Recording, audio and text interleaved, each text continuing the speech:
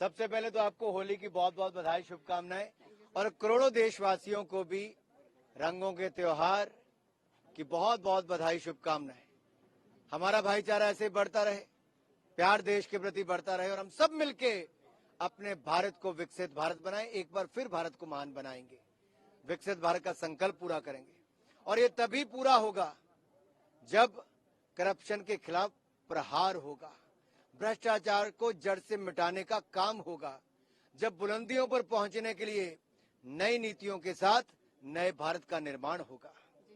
Sir, Kejriwal या आम आदमी पार्टी की बात करें तो वो कह रहे हैं कि जो पूरा षड्यंत्र रचा गया है ये सिर्फ हमें सबोटाज करने के लिए है। उनकी वाइफ जो है आके अपना दुखड़ा मीडिया के आगे बता रही है, उसको कैसे देखते हैं? जब लालू जी ने चारा घोटाला किया था तो राबड़ी जी आई थी, अब राबड़ी 2.0 आया है। ये पार्टी में कोई नेता बचा नहीं जो अरविंद केजरीवाल के पक्ष में आके कहे।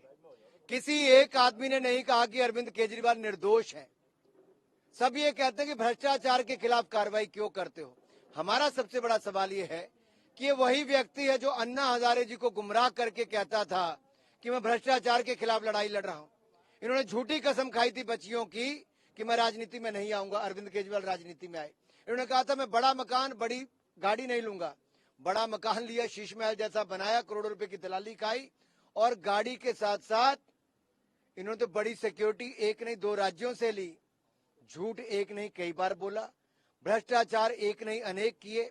इनका स्वास्थ्य मंत्री जेल में, इनका शिक्षा मंत्री जेल में, इनका शराब मंत्री जेल में, इनका सांसद जेल में, इनका उप मुख्यमंत्री जेल में, अब किंग पिन अरविंद केजरीवाल भी जेल में है।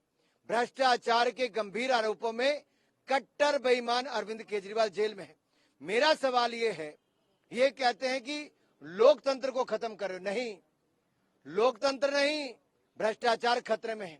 लोकतंत्र नहीं, ये एंटी सनातनी खतरे में है। लोकतंत्र नहीं, करप्शन वाले खतरे में। लोकतंत्र नहीं, कट मनी खतरे में है।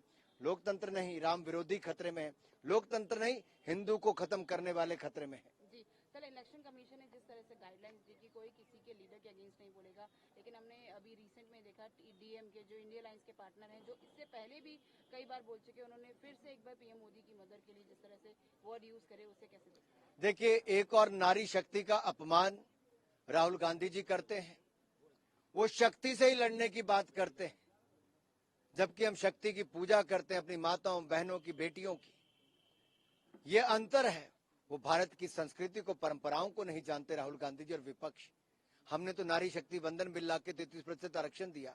माँ बहन बेटियों को, जहां बेटी बचाओ बेटी बढ़ाओ योजना लाए, सुकन्या समृद्धि योजना लाए, वहीं पर रसोई गैस का सिलेंडर, शौचालय, पानी का कनेक्शन, मुफ्त में अनाज, मुफ्त में दवाई और मुफ्त में बिजली घर घर पहुंचाई।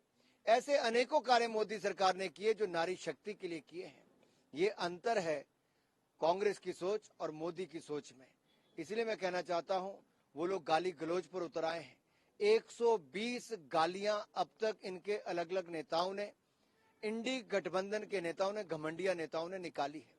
जो माँ की गाली तक उतर आएंगे, गंदी नाली का कीड़ा कहेंगे, बिच्छू कहेंगे, जहरीला सांप कहेंगे, मौत का सौदागर कहेंगे, ना जाने क्या क्या कहेंगे, लेकिन जितनी गाली इन्होंने निकाली उतना ही प्यार की बौछार हिंदुस्तान की जनता ने मोदी पर की है। ये मोदी जी के प्रति जनता का प्यार है। जो 4 तारीख को रिजल्ट आएगा, 400 पार का नारा पूरा होता नजर आएगा। 18 साल की उम्र से ज्यादा वाले 18वीं लोकसभा के लिए मोदी जी को चुनकर भेजेंगे। तीसरी बार मोदी प्रधानमंत्री बनेंगे और भारत दुनिया की तीसरी अर्थव्यवस्था बनकर खड़ा होगा।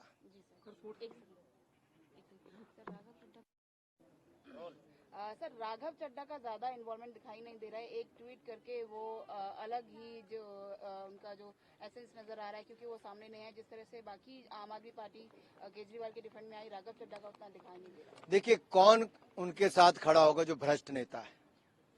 आज हर किसी को आता नजर आ रहा है कि अरविंद केजरीवाल किंग पिन है, भ्रष्टाचार में डूबे हुए हैं, और भलाई उतनी ही होगी। जो पढ़े लिखे लोग हैं वो समझते हैं कि कार्रवाई उचित हुई है, उचित समय पर हुई है। 9 बार ईडी के नोटिस आने के बाद भी अहंकार और घमंड से भरे हुए कट्टर बेईमान अरविंद केजरीवाल जांच में शामिल नहीं होते हैं तो ईडी को उनको गिरफ्तार करना पड़ता है जांच उनके घर पे जाके करने के बाद। वो जांच में शामिल क्यों नहीं होते? वो क्यों नहीं बताते क्यों इतना पैसा खाया है, जबकि